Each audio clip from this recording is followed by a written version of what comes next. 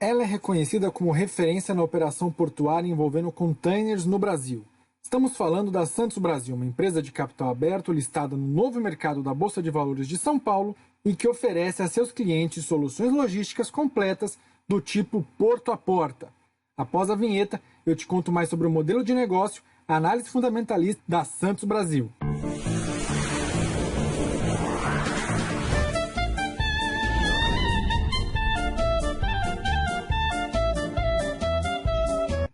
Mas antes, lembrando que as informações e materiais disponibilizadas neste canal não sugerem qualquer tipo de recomendação, indicação e ou aconselhamento para investimento, e a tomada de decisão é de única e exclusiva responsabilidade sua, investidor. E também agradecer aqui aos mais de 480 inscritos. Se você não se inscreveu ainda, não perde tempo, que toda semana tem conteúdo legal aqui. A companhia opera 5 terminais logísticos que estão estrategicamente localizados.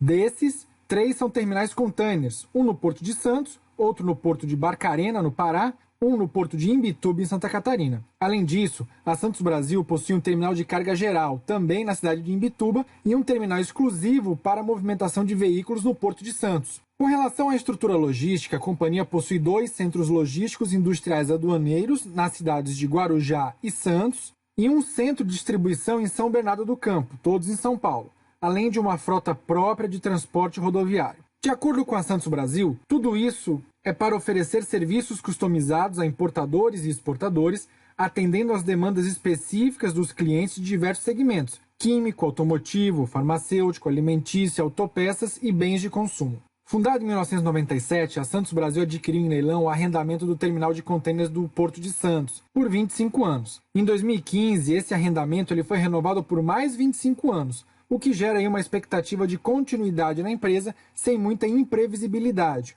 Outros terminais que a empresa possui apresentam prazo de vencimento do arrendamento do leilão em 15 anos. Localizado no maior porto da América Latina, o terminal de contêineres de Santos, o Tecon Santos, é referência na operação portuária de contêineres no país, com desempenho comparável ao dos melhores terminais europeus.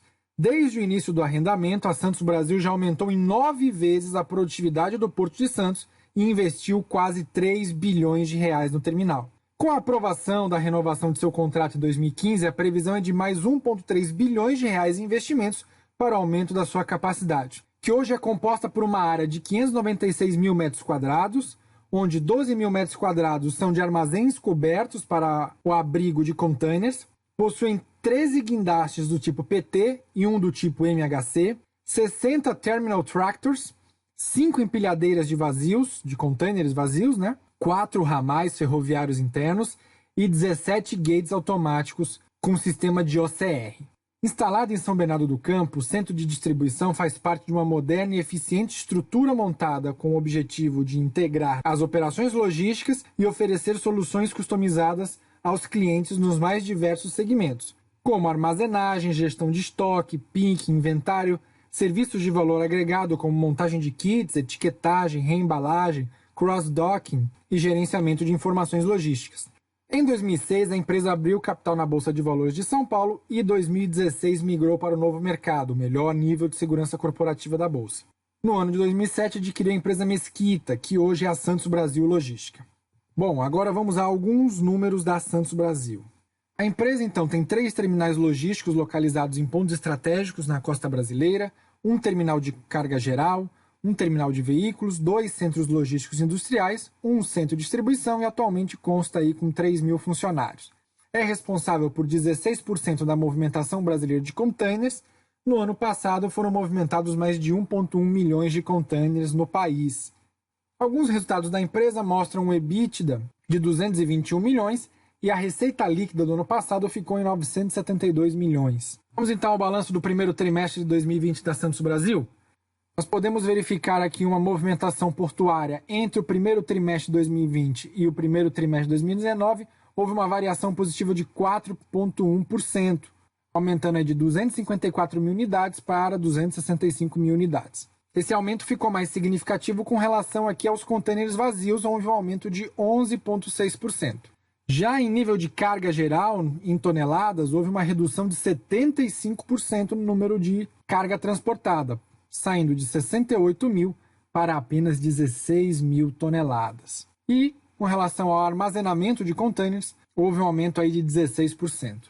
Com relação a transporte de veículos, podemos ver que, no geral, houve uma redução entre os trimestres aí, na comparação ano contra ano, de 1%, mas o foco aqui da maior redução ocorreu na exportação de veículos, que reduziu 13,4%, chegando aí a 37 mil veículos, mas no quesito importação, ou seja, na chegada de navios vindo do exterior, transportando veículos para comercialização aqui no país, saltou de 5.900 para 11.100 no primeiro trimestre de 2020.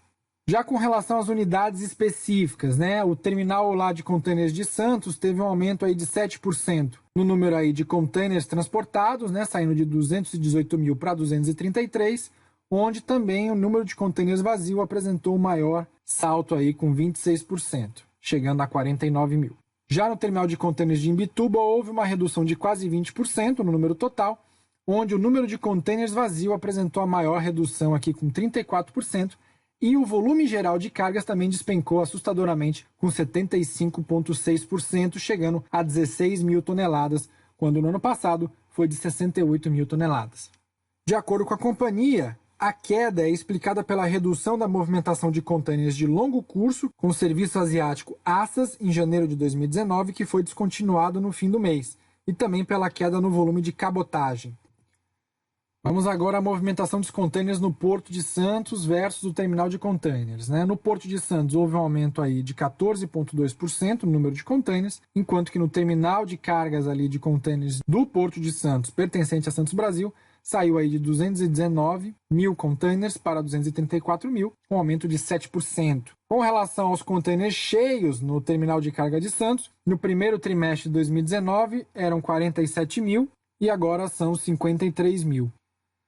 Vamos seguindo aqui. Com relação à receita bruta agora, nós tivemos a redução de 1% no ano contra ano, saindo de 181 milhões para 179 milhões no quesito terminais portuários. A maior redução foi vista aqui na operação de cais, enquanto a operação de armazenagem teve aumento de 4,5%. Nas operações logísticas, aí, a receita reduziu 0,9% e nos veículos aí, uma redução de 2,5%. Já a receita líquida dos serviços apresentou uma redução de 1,5%, saindo de 160 milhões para 157, sendo responsável também as operações de cais por uma queda de 6,1%. Logística reduziu 1,1%, mas a receita de veículos aumentou, a receita líquida de veículos aumentou 1,6%. De acordo com a Santos Brasil, a partir de agosto de 2019, a Santos Port Authority, que é a empresa responsável pela operação do Porto de Santos, passou a cobrar a TUP, a tarifa de utilização portuária, diretamente do armador, que antes era faturado contra os terminais portuários. A companhia descontou o valor desse TUP nos preços praticados, referentes à movimentação de contêineres no cais de Santos. Desta maneira, fica prejudicada a comparação entre as receitas das operações do cais do primeiro trimestre de 2020 em relação ao primeiro trimestre de 2019. Entretanto, como os custos de movimentação deixaram de contemplar os gastos com a TUP praticamente na mesma proporção de queda ocorrida na receita, não houve impacto no lucro bruto dos terminais portuários, fruto da alteração do regime de cobrança da tarifa. Vamos seguindo aqui nos resultados. Com relação aos custos de serviços prestados, houve uma redução de 45%, praticamente, com relação aos custos de movimentação, que saíram de 31 milhões para 17 milhões e meio. Custo com pessoal também reduziu 3,2%, provavelmente aí com demissões, de modo que o total aqui ficou numa variação de redução aí de 7,1% nos custos totais dos terminais portuários. Com relação à logística, houve um aumento desses custos totais em 9%, onde verificou-se aumento aí de 8,8% no custo com movimentação e pessoal. Isso provavelmente está mais atrelado ao aumento do volume de cargas nos terminais logísticos, então precisou-se contratar mais pessoas, e também com terminais de veículos houve uma redução de 3,3% do custo, sendo que os outros custos é o que houve uma maior redução aí com 35%. Com relação às despesas operacionais, a Santos Brasil diminuiu em 8,3% as suas despesas com vendas, de modo que, comparando o primeiro trimestre de 2019 com o primeiro trimestre de 2020, houve uma redução aí de 6% nas despesas operacionais dos terminais portuários. Com relação à logística, houve uma redução de 2,3%, destaco aqui as despesas gerais administrativas com uma redução de 17,6%. Mas, com relação aos terminais de veículos, houve um aumento aí das despesas operacionais de 66%, saindo de R$ 600 mil para 1 milhão. No total, houve um aumento aí de 50% nas despesas operacionais com relação ao terminal de veículos. Com relação ao corporativo, houve um aumento de 13% nas despesas, o que dá uma média aqui de 12,5% comparando ano contra ano. Com relação à margem EBITDA, os terminais portuários apresentaram aí 41,4 milhões de reais, uma margem aí de 26,3%, um acréscimo de 34% em relação ao valor anterior, que foi de 30 milhões. Com relação à logística, houve uma redução aí de 66% na margem EBITDA. No terminal de veículos, houve um aumento de 4,5%, ficando com margem de 53%. E no corporativo, houve um aumento aí de 13,6%. De acordo com a Santos Brasil, no trimestre, a companhia incorreu em itens não recorrentes no montante líquido de 2,2 milhões, o que afetou positivamente o resultado. As receitas extraordinárias somaram 4 milhões, representada pelos seguintes eventos. Primeiro, variação cambial sobre o valor de reembolso relacionado ao acordo judicial com a empresa Zeurra, referente à indenização pela ocupação indevida do cais do terminal de contêineres de Santos. Segundo evento foi a venda de semi-reboques, ou seja, a venda de patrimônio imobilizado da companhia. Correção do cálculo e mudança no índice de FAP, que é o fator acidentário de prevenção. As despesas não recorrentes somaram 1,8 milhões e referindo-se a serviços de consultoria estratégica. Desconsiderando esses itens não recorrentes, o EBITDA realizado recorrente no primeiro trimestre de 2020 foi de 36,3 milhões, ficando aí com uma margem de 16,2%. Então, retirando os não recorrentes, a margem fica menor do que a apresentada no primeiro trimestre de 2019. Então é bom ficar ligado nisso aí. Vamos seguindo então? Com relação ao EBITDA, saiu então de 32 milhões para 38 milhões trimestre com trimestre, uma variação aí de 17,4%. Lembrando dos não recorrentes, tá? É importante destacar isso. O resultado financeiro da empresa deu prejuízo no primeiro trimestre de 2019, menos 13 milhões, e esse prejuízo agora aumentou para menos 22 milhões de reais, o que representa um aumento aí de prejuízo de 72%. Com isso, o lucro líquido da empresa, que foi negativo em 9 milhões no primeiro trimestre de 2019, agora passou para menos 13,3 milhões, um aumento aí de 46% no prejuízo da empresa, na comparação ano contra ano. Como é que está a dívida, então, da Santos Brasil? Bom, em março de 2019, a dívida nacional era de 108 milhões, nacional de curto prazo. Agora ela é de 47 milhões, uma redução de 55,9%. Dívida em dólar era 34 milhões, passou para 4 milhões, uma redução aí de quase 90%. Em compensação, a Santos Brasil fez um remanejamento das suas dívidas, então agora ela tem mais dívidas a longo prazo do que dívidas a curto prazo. Então, por isso, você vai ver um aumento aqui de quase 500% na dívida nacional de longo prazo, saindo de 61 milhões para 370 milhões, e a dívida estrangeira de longo prazo, ou seja, em dólar, diminuiu ainda 2,2%. Desta forma, a empresa, no primeiro trimestre de 2019, tinha um endividamento total de 217 milhões, hoje esse valor dobrou, 100% de aumento, e chegou aí a 436 milhões. Em caixa, a empresa teve um aumento aí de 49%, portanto, tinha 249 milhões e agora tem 372 milhões, o que faz com que a Santos Brasil tenha, ao final do primeiro trimestre de 2020, uma dívida líquida de 63 milhões de reais. Antes, tinha dívida líquida negativa, agora está com endividamento. Só que, você que já acompanha aqui o canal, sabe que a gente gosta de ver o indicador dívida líquida por geração de caixa operacional, que é o EBITDA. E aí está no valor de 0,5 vezes, portanto, é uma alavancagem extremamente baixa, pensando aí numa empresa de infraestrutura portuária. E esse endividamento vem por quê? A empresa está focando muito em CAPEX. Veja aqui, ó. Houve um aumento de CAPEX de 305%. O CAPEX é o valor que a empresa tem para investimentos nas suas operações. Eram 15,6 milhões, foram para 63,3 milhões. Sobretudo no Porto de Santos, ó, no terminal de contêineres do Porto de Santos, que saiu de 13 milhões para 61 milhões, um aumento de quase 350%.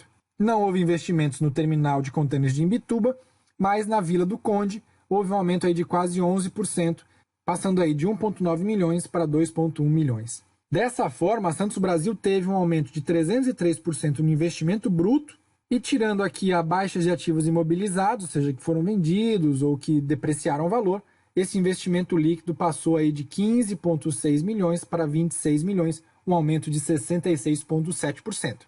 Então, nós temos que lembrar que o endividamento não é uma coisa ruim.